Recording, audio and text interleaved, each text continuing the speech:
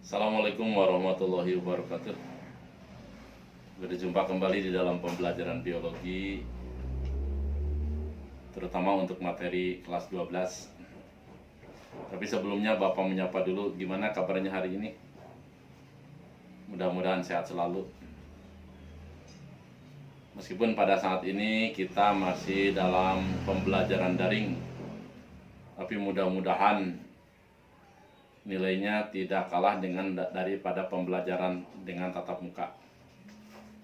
Sebelum mengikuti pembelajaran Bapak, marilah kita untuk berdoa dulu dengan bacaan basmalah secara bersama-sama meskipun lewat jarak jauh.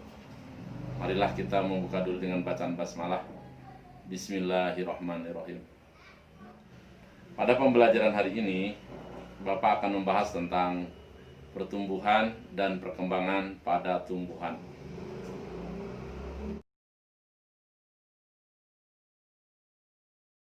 Pertumbuhan adalah pertambahan jumlah sel atau pertambahan ukuran sel. Itu yang dinamakan dengan pertumbuhan. Dan pertumbuhan ini sifatnya irreversibel. Artinya tidak bisa kembali kepada keadaan semula. Itu namanya pertumbuhan.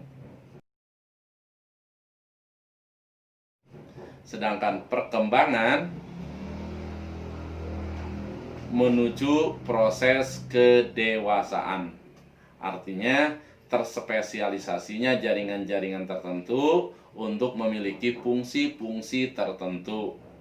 Contoh, pada organ reproduksi bunga ini akan menjadi buah.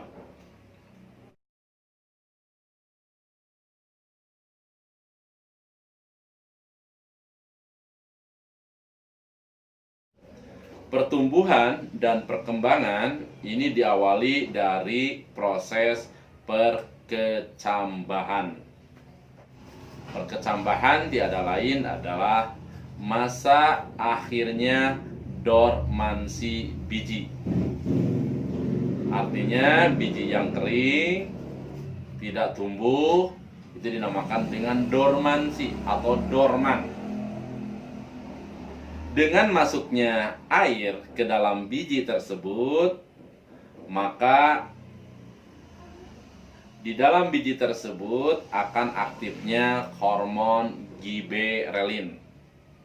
Hormon giberelin ini mengaktifkan enzim lipase dan juga mengaktifkan enzim amilase. Akhirnya biji pecah sehingga seiring dengan waktu maka akan tumbuh menjadi tunas atau daun muda. Itulah yang dinamakan dengan perkecambahan.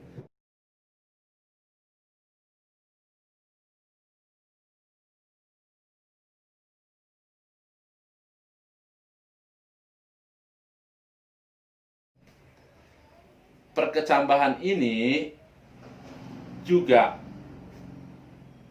dipengaruhi oleh faktor suhu, oleh faktor makanan, oleh faktor kelembaban, dan lain-lain.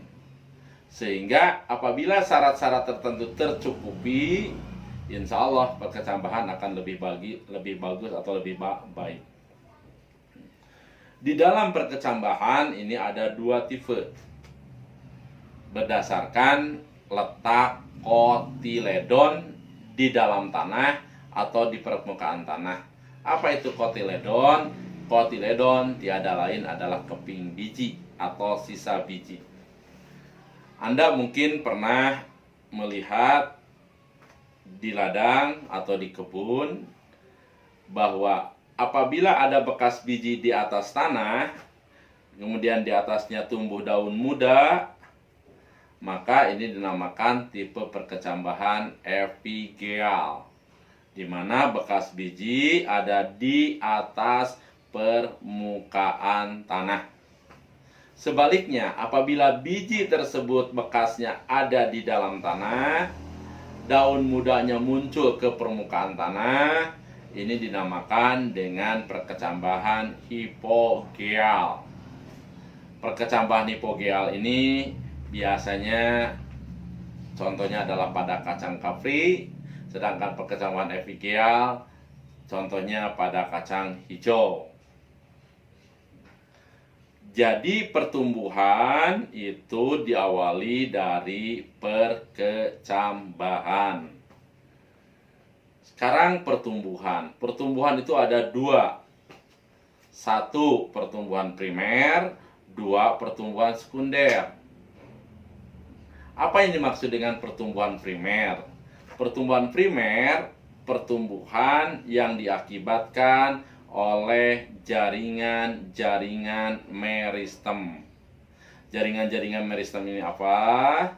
Jaringan-jaringan meristem tiada lain adalah jaringan-jaringan yang selalu aktif membelah, aktif memperbanyak jumlah sel, aktif menambah volume sel.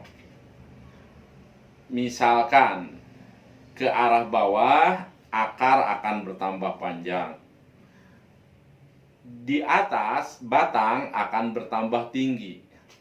Itulah adalah pertumbuhan primer. Jadi pertumbuhan primer itu adalah bertambah tingginya batang, misalkan, bertambah lebarnya daun, bertambah panjangnya akar. Jadi pertumbuhan primer itu pertumbuhan pada ujung-ujung dari organ-organ tumbuhan. Ujung akar, ujung batang, ujung daun. Itu pertumbuhan primer. Sedangkan pertumbuhan sekunder biasanya ini terjadi pada tanaman dikotil, di mana dari pertumbuhan primer nanti akan berlanjut pada tumbuhan sekunder, sehingga munculnya jaringan epidermis, misalkan munculnya pembuluh angkut, munculnya misalkan kortek dan sebagainya. Dari pertumbuhan sekunder ini pada tanaman dikotil itu akan tumbuh lingkaran tahun. Lingkaran tahun ini apa? Lingkaran tahun apabila misalkan di tetangga Anda ada yang memotong kayu atau pohon, dipotong, ternyata setelah dilihat oleh kita, dianalisis oleh kita, itu ada lingkaran-lingkaran pada batangnya itu. Itu dinamakan lingkaran tahun. Lingkaran tahun ini tiada lain adalah aktivitas daripada kambium. Mungkin untuk hari ini sampai sekian dulu saja. Apabila ada yang tidak dimengerti, tolong nanti ditanyakan melalui email Bapak, dan insya Allah oleh Bapak nanti dijawab sesuai dengan kemampuan yang ada pada diri Bapak.